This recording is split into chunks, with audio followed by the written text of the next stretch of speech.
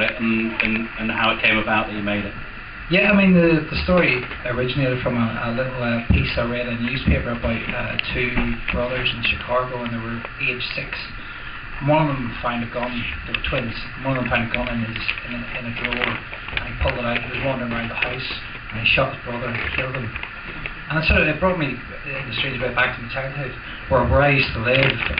There was like a football field behind us. You know, we used to run around sort of playing Kops and Robbers, and I just thought it was an interesting an interesting way to look at things, because whenever you're playing as a kid, you know that you're completely innocent, and you know nothing's ever going to happen to you. So I thought it'd be interesting taking the two elements of kids playing, and then actually the younger kid doesn't realise, you know, what he's actually holding, you know, and obviously the devastation that sort of the power of what a gun can actually sort of have. So obviously this was shot in Ireland, yeah? Yeah, it was, yeah. It was a bit of a strange one, because like John was living in Madrid, so the entire time we just Skyped, and John flew back for casting, and obviously flew back for the shoot, and the rest of the time we just spent, you know, emailing and just Skyping probably every other night. So give us a little bit of a background on yourself. I mean, because obviously you're not a first-time director. Is that, you know? Yeah, well, I mean, myself and John made 6 Minutes of Freedom, which showed on the last kino night in the Green Room, which was a really great event to be sort of part of. And we'd made a film previous to that a couple of years ago called One Last Love Song. So between us, we'd made 3 films, and when we got to this script, we felt this was sort of the strongest piece of material that we had written between us, and we knew we needed a decent budget, so that was always going to be the tricky bit, because you know yourself, getting money isn't easy. So well, how did you deal with the budget then? Well, we spent about 4 months. We ran 2 campaigns. We ran an Indiegogo campaign, and we ran a private campaign. So we created like I think it was about a 16 or 18 page PDF that we sent to lots of sort of businesses, restaurants, lawyers, doctors, that type of thing. We ran an Indiegogo campaign, Facebook campaign, and in the end we raised about £8,000. That's pretty good going, actually. Yeah, I mean, we knew, because obviously we were going to be taking a crew over to Ireland. We knew that the location, we had got the location for free, and everything's sort of set within 100 yards of, you know, the house. It's all kind of set in one place. But we knew like we had to get a crew, and we knew that we wanted to shoot on red, and we knew we needed some, you know, decent lights and that type of stuff. And a lot of money went on food. Got to feed your crew, keep them happy.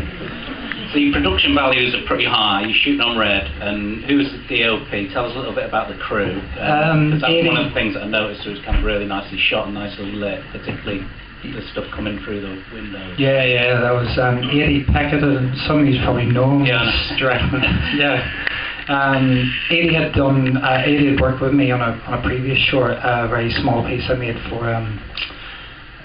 the Virgin Media shorts called Learning to Ride. So I worked with Eddie on that, and he was brilliant to work with. And I thought, right, at the time we had Kops and Robbers in sort of pre-production thought. So I talked to him about the idea in the early stages, and he said he was interested. And the closer we got to making it, or the closer we got to in terms of funding, we asked Eddie if he wanted to come, and he agreed. And you know, like Pete Bailey and had done 6 Minutes of Freedom with us. Pete was sort of sign location, and so you know we'd worked with Pete before. And then there's a couple of other guys' names you might know, like David Schofield and Lewis Metcalf. Dave was Gaffa, and Lewis was Grip. You know, so it was people that I've known and I knew, trusted, who, you know, and obviously they've got a lot of experience in their own field. Yeah. So you know, it was nice having them around the set. Yeah. So kind of obviously the tip there is to surround yourself with the best crew you can possibly. Well, yeah, we took 13 people with us over, and then the rest of it was made up from sort of obviously Irish actors, and then there was a couple of Irish runners who really helped us out, like bring stuff to the location that we didn't have. So that was that was great. Did you co-direct, did you say? Yeah. How did you find that? I mean, with John it's really easy, because we know the material inside out, and whenever we sort of putting ideas together, it's really funny, because I'd send him something and he goes, yeah, I've already got that, or vice versa. So we have a very similar sort of sort of shooting style. You know, there was never any problems over, you know, storyboarding and that type of stuff. We kind of just did it between us, and then on set it was really easy because Eddie was well clued up before he started, and when we were working with the actors, we just, at times I worked with one kid and John worked with the other, you know, because we knew the material so well. It just made things really easy. I suppose we were producing as well, and obviously on set you've got a lot of hats to wear, and that at times again probably made it a bit easier, because if I wasn't able to deal with something because I was doing something else, and you know, full trust in John to do it and vice versa, so kind of helped the production run smoothly in that respect. So what was the kind of like the aim of the film? I mean, most people make a film with a specific aim in mind, you know, kind of what, and has it achieved that, and what are you looking to do with it from there?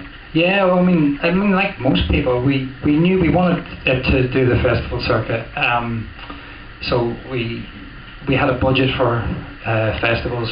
It hasn't. I mean, we've got into a few, but we haven't really got into anything. You know, we had like sort of Rain Dance was one that was one of the ones we would have loved to have got into, but unfortunately didn't get selected. But you know, it's so competitive out there. It's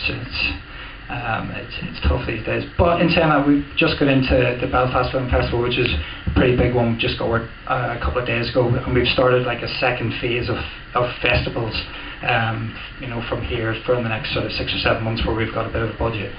So hopefully we're gonna, you know, pick up a bit of pace in the second phase. And what's next for you then, kind of? Couple of small pieces at the minute. I've started working with a guy called Adam Stokes, and we're sort of starting like a YouTube channel. So we're going to sort of venture into YouTube territory. I've written another short, which I'm hopefully at some stage going to be called Shattered Dreams, which is another one it's based in my hometown, and that was made in the Republic of Ireland, so I've got one set in Northern Ireland, so hopefully at some stage I'll get maybe an opportunity to go back in it. But again, it requires a bit of a budget, so I'm not sure if I'm ready to go through another 4 months slog of trying to raise that type of money again. But you know, I'm happy with the material, so hopefully at some stage I can go back and make it. I'd also like to flesh it into a feature film, because like everybody, I want to have a crack at that at some stage. Yeah. Does anybody have any questions from the floor? Okay. Yes. What's the kind of, you know, what's the message you're trying to convey within the film? I mean, obviously I've got subliminal message, whatever, I've watched the film and it's resonated, you know, with me in a certain way. But what is your message? What do you want to convey? Yeah, it's just sort of the value of what you have around you, really. You know, it's like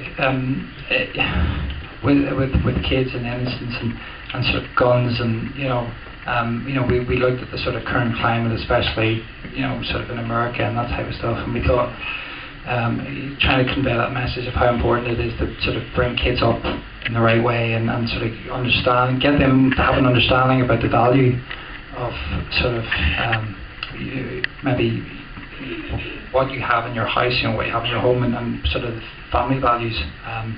And maybe the father could have had a bit more sort of, you know, could maybe, even though the kid was young, teach him at an early age, and you don't have to go through the process of maybe a lost life. So that's you know, those were one of the things that we initially looked at.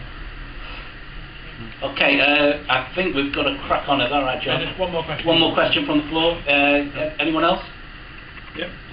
What's the hardest thing that happened on set, in the sense of the biggest problem that you fell into, or the kind of the biggest challenge that you had to come over?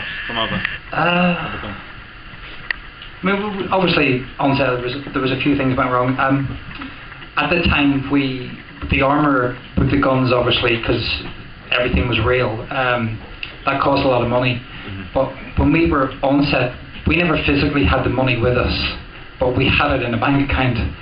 And the armour, it wasn't the armour, the guy who was hit the armourer's boss called me and said, have you got the cash on set? And I wasn't really thinking straight, because we were filming, and I said, no, I don't have it on set, but we can, you know, it's there. And he goes, he's not coming unless you have the cash on set. And I was thinking, no, this is going to kill us.